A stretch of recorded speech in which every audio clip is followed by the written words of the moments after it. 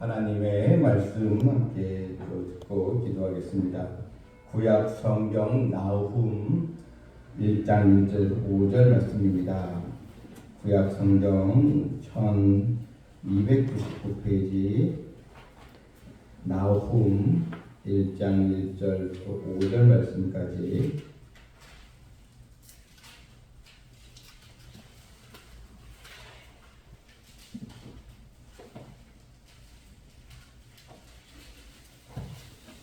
니느웨에 대한 경고 곧 엘고스 사람 나훔의 묵시의 글이라. 여호와는 질투하시며 보복하시는 하나님이시니라. 여호와는 보복하시며 진노하시되 자기를 거스르는 자에게 여호와는 보복하시며 자기를 대적하는 자에게 진노를 품으시며 여호와는 노하기를 더디하시며 권능이 크시며 벌받을 자를 결코 내버려 두지 아니하시느니라. 여호와의 길에는 회오리 바람과 광풍이 있고 구름은 그의 발에 티끌이로다. 그는 바다를 꾸짖어 그것을 말리시며 모든 강을 말리시나니 바산과 갈멜이 쇠하며 레바논의 꽃이 시든도다.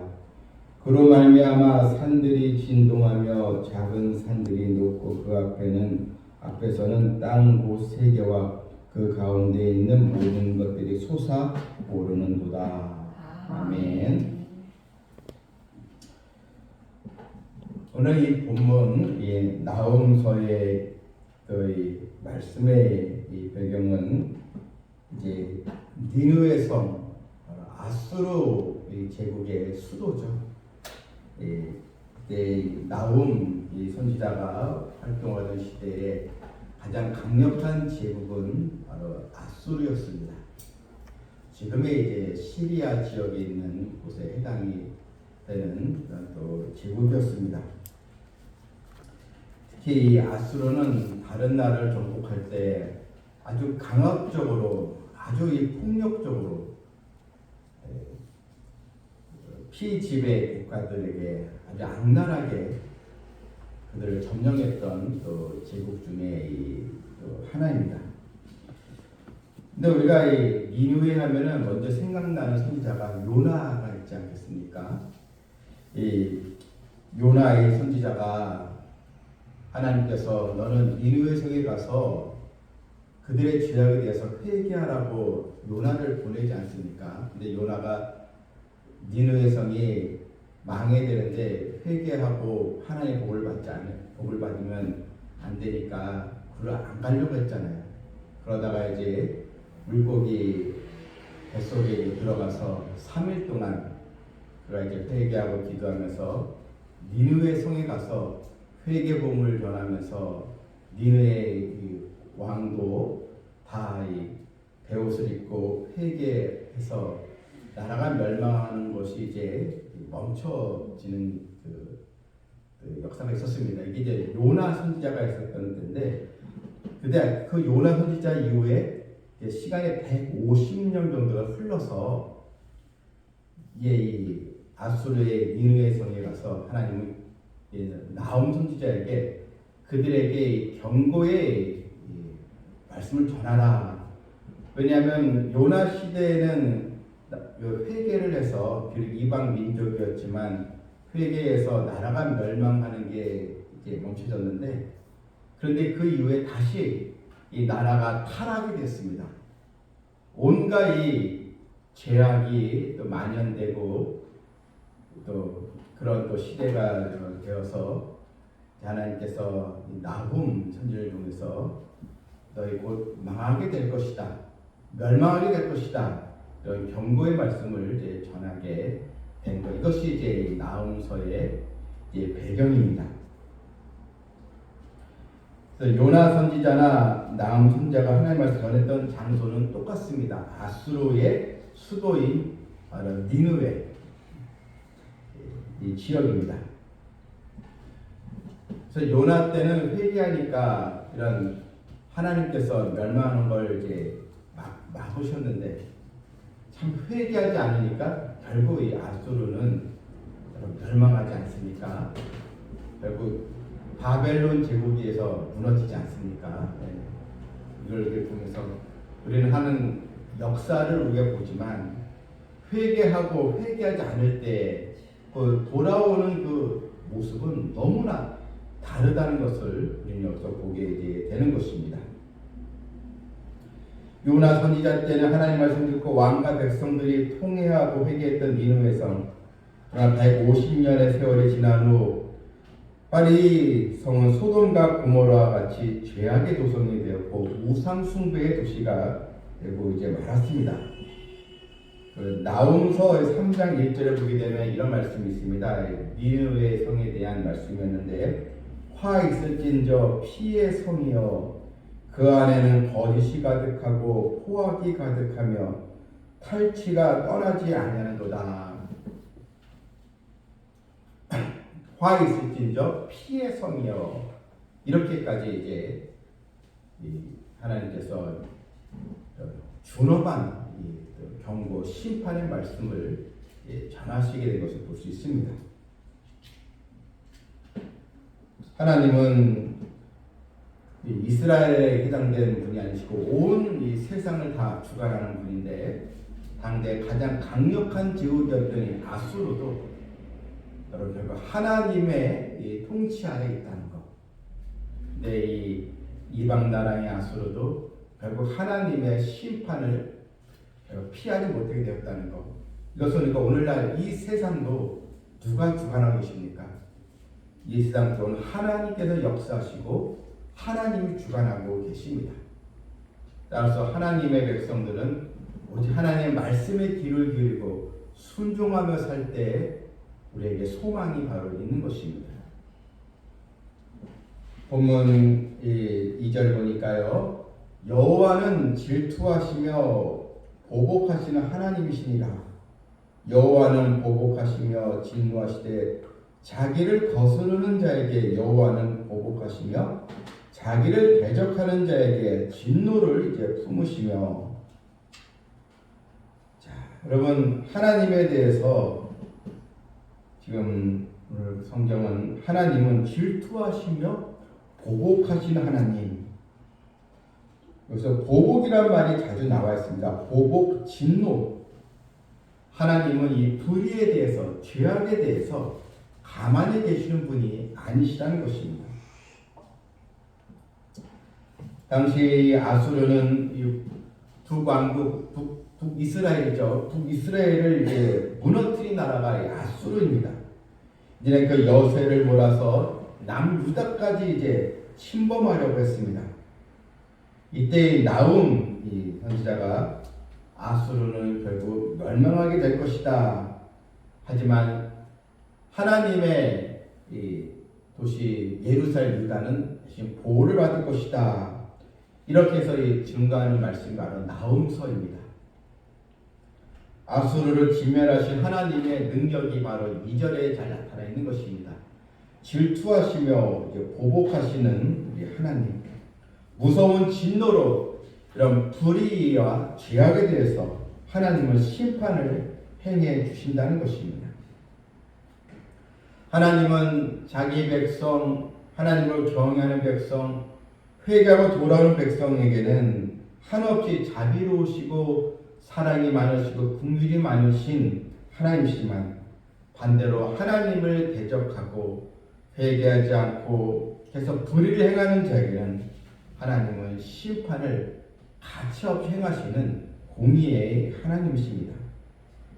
그래서 오늘 성경은 하나님을 질투하시고 보복하신 하나님. 근데 왜 하나님을 질투하시는 분으로 이렇게 표현하는 이유가 이제 무엇일까? 여러분 하나님의 질투와 이 사람들에게서 질투는 여러분 다른 것입니다. 이 사람의 질투는 자기 자신을 위해서 질투하지 않습니까? 그 사람이 나만을 사랑해야 되는데 근데 나보다 또 다른 사람의 눈길을 주고 사랑하면 이 질투심이 있잖아요. 그래서 자기 분에 못 이겨서 질투를 하게 하잖아요. 그런데 하나님은 자신을 위해서가 아니고요. 바로 하나님의 이 백성들, 하나님의 이 자녀들이 바르게 생활해야 되는데 하나님의 자녀들은 하나의 말씀으로 살아야 행복이 있고 소망이 있는데 이 하나님의 이 백성들이 다른 신을 쫓아가고 또한 멸망하는 그런 또 자리로 가게 되니까 하나님께서 화가 날 수밖에 없는 것입니다. 여러분, 하나님은 보고 가서 질주하신 하나님. 그래서 이 죄에 대해서는 하나님은 굉장히 노여워하신다. 이런 뜻이 여기에 담겨져 있는 것입니다. 또한 하나님의 이 질투는 바로 우리를 향한 또 사랑이라 볼 수 있습니다. 그래서 하나님의 백성이 잘못된 것 하나님은 채찍을 가하시고 이방 민족은 심판이지만 우리에게는 사랑의 매죠. 채찍을 통해서라도 돌아오게 회개하도록 하나님 역사하여 주신다는 것입니다. 이것이 우리 하나님의 바로 본심인 것입니다. 본문이 3절에도요. 여호와는 노하기를 더디하시며 권능이 크시며 했습니다. 노하기를 더디하시며 권능이 또 크시며 하나님은 노하기를 더디하신다는 것은 회개할 기회를 주신다는 것입니다. 우리가 회개하기까지 기다려 주신다는 것입니다. 하지만 하나님의 기다림이 끝날 때 돌아오지 않으면 바로 심판을 받게 되는 것입니다. 4절 이 말씀에도 그는 바다를 꾸짖어 그것을 말리시며 모든 강을 말리시나니 이 바다를 말리고 강을 마르게 한다는 것은 이 아수르라는 이 나라는 물의 신, 즉 물을 주관하는 신, 이 물을 숭배하는 그런 나라였습니다. 그래서 이 바다나 이 강을 숭배하는 그런 미신이 있는 그런 우상으로 섬기는 나라였는데 하나님께서 바다를 만드시고 강을 만드신다는 것은 그들이 믿는 그 신이 얼마나 허망한 것인가를 내가 보여주겠다는 것입니다. 그들이 믿는 신은 다 거짓이요 헛것이라는 것을 알게 주신다는 것을 말해주고 있습니다. 또한 이 4절 끝에 바산과 갈멜이 쇠하며 이 바산은 목소지요 갈멜은 과일로 유명한 또 레바논은 꽃과 백향목으로 유명한 아주 좋은 땅인데 이런 이 땅들이 다 하나님의 진노에 의해서 다 시들고 말 것이다. 하나님의 또 심판의 말씀이었습니다. 여러분 하나님께서 바다를 말리시고 강을 마르게 하신다는 것, 이 땅이 아무리 아름다운 곳이고 아주 이 관광지를 유명한 곳이랄지라도 여러분 그 지역이 또 그곳이 불의한 지역이요 또 회개하지 않는 지역이라면 하나님은 가차없이 그 지역 또한 심판으로 멸망을 하나님께서 행하게 멸망케 주시는 것입니다. 또 하나님이 진노하시면 이런 그 5절 보니까 그로 말미암아 산들이 진동하며 작은 산들이 높고 그 앞에서는 땅 곧 세계와 그 가운데 모든 것들이 솟아오르는도다. 하나님 진노하시며 이런 산들이 진동하고 이런 또 요즘 얘기하면 큰 또 대지진 이렇게 볼 수도 있습니다. 그래서 하나님의 진노 앞에 설 수 있는 자는 한 사람도 없다는 것을 또 그 진노를 감당할 수 없다는 것을 성경은 보여주고 있는 것입니다. 우리 하나님은 공의 하나님이십니다. 심판하신 하나님. 그러나 주의 백성들 회개하고 돌아오는 자에게는 자비롭고 은혜로우시고 한없는 사랑을 주시는 우리 하나님. 우리는 하나님의 경고의 말씀, 심판의 말씀을 두려움으로 받되 하나님의 때를 또 준비하면서 깨어있는 믿음으로 나아가는 우리 성도 되기를 주님의 이름으로 축원합니다. 아멘. 네, 우리 찬송 부르겠습니다.